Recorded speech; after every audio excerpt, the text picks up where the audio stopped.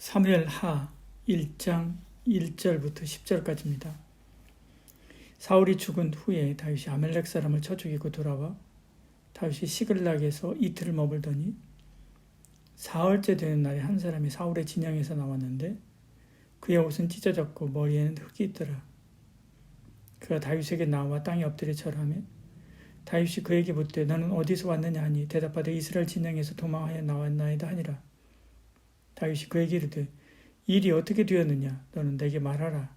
그가 대답하되 군사가 전쟁 중에 도망하기도 하였고 무리 가운데 엎드려 죽은 자도 많았고 사울과 그의 아들 요나단도 죽었나이다 하는지라.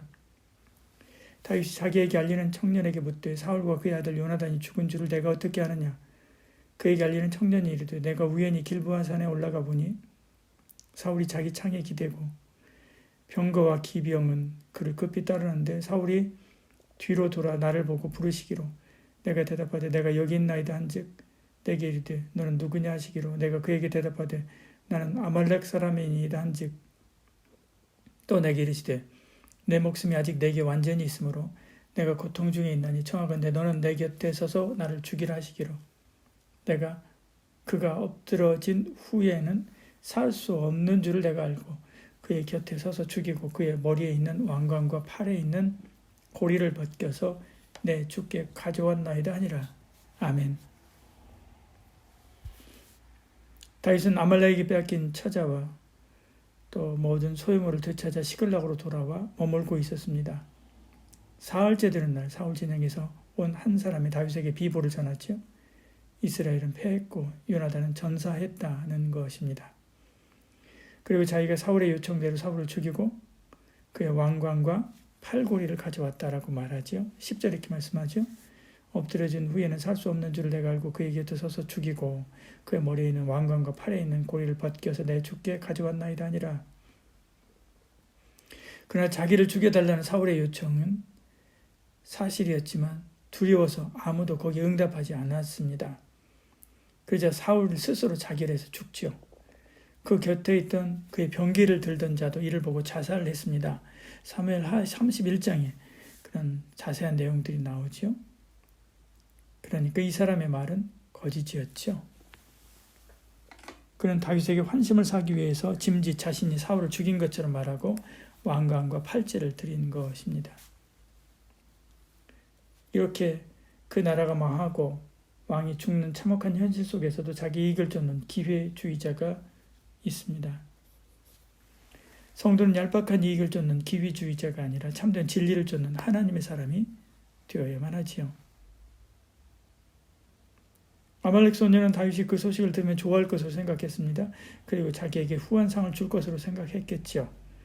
다윗의 반응은 전혀 뜻밖이었습니다. 11절 12절 이렇게 말씀하죠. 다윗이 자기 옷을 잡아 찢으며 함께 있는 모든 사람도 그리하고 사울과 그의 아들 요나단과 여호와의 백성과 이스라엘 족속의 칼의 죽음으로 말미암아 저녁 때까지 슬퍼하며 울며 금식하니라. 울며 슬퍼하고 금식까지 합니다. 다윗은 진심으로 조국을 사랑했고 요나단과 사울을 사랑했던 것이지요. 다윗은 그 소년에게 상을 내리기는커녕 책망하고 죽이지요.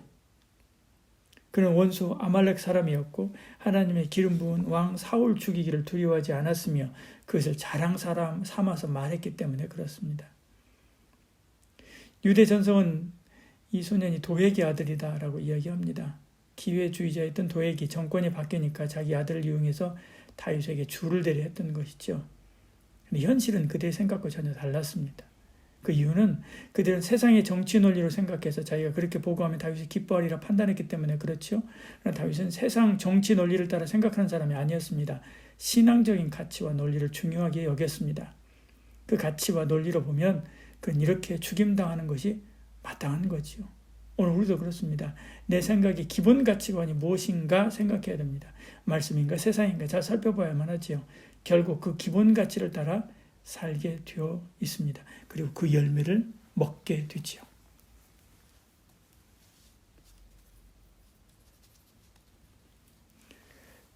다윗은 사울과 요나단을 위해서 조가를 지어 부릅니다. 19절부터 마지막 27절까지 그런 내용들이 나옵니다.